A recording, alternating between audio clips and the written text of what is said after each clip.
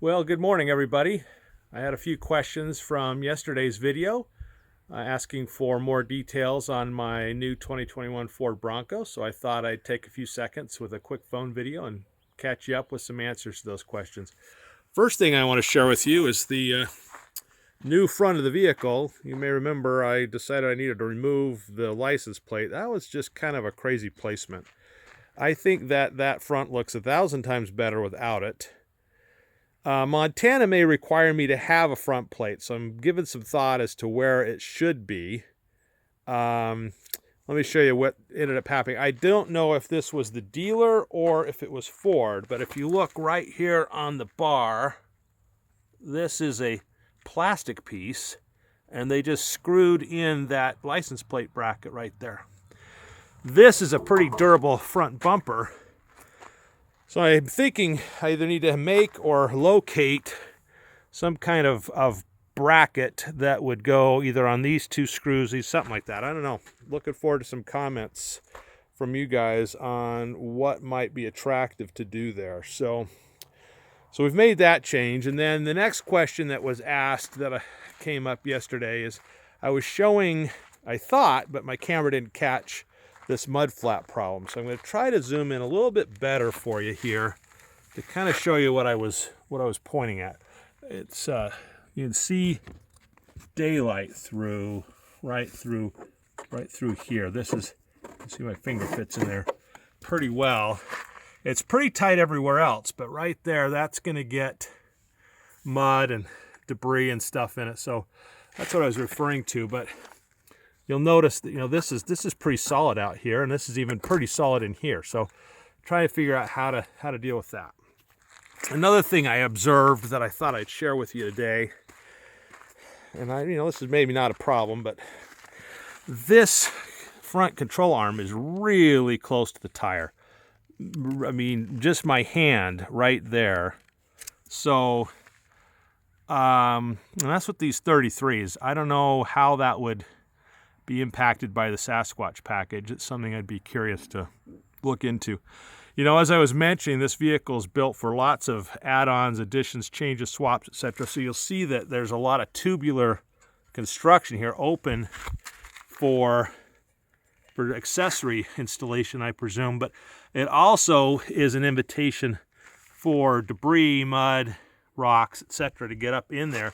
This one curves up a little bit, so I'm going to want to keep my eye on that for stuff getting down in there and potentially getting wet and rusting. Last thing I want is to rust this thing out, right? So that's a concern. Still haven't taken time to delve into the soft top. I think maybe I'll do that later today.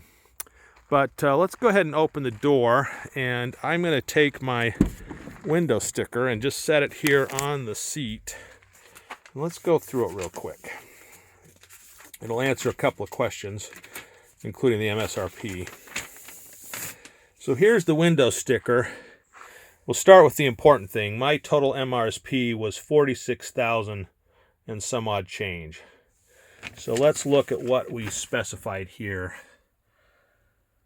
2021 4x4 Badlands.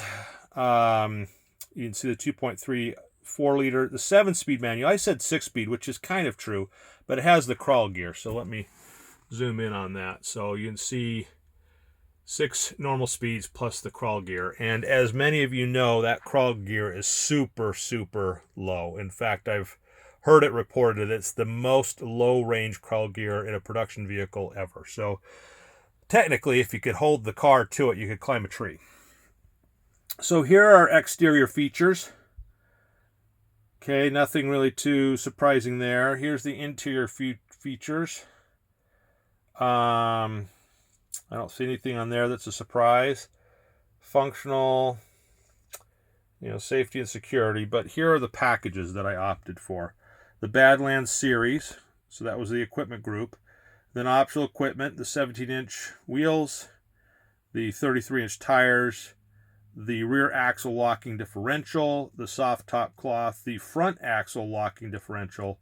Oh, and look, no charge for the front license plate bracket. Well, that was That's good because it wasn't worth anything.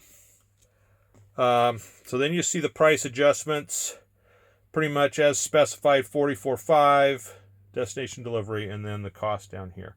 And that is, in fact, what I paid for it. So my dealer, I don't think any are doing this, but my dealer did not have any kind of overcharge for that. And then we'll look on the other side of this for those of you that care about fuel economy. You can see a fuel economy range. Low of 16 in the city, high of 18 on the highway for an average of 17. That's a super narrow range. So that's the specifics on that. I wonder if does it say the date of manufacture on here? I didn't see that anywhere. I'll try to look in and get you a couple of more details on that in an upcoming video. So there's the window sticker with the price paid, and hopefully that answers a few more of your questions. Super excited about the vehicle. We're going to try to find an adventure to this weekend to go on. Hey, we're going to do some fun things on this channel, so take a minute if you would, please, and click like and hit subscribe.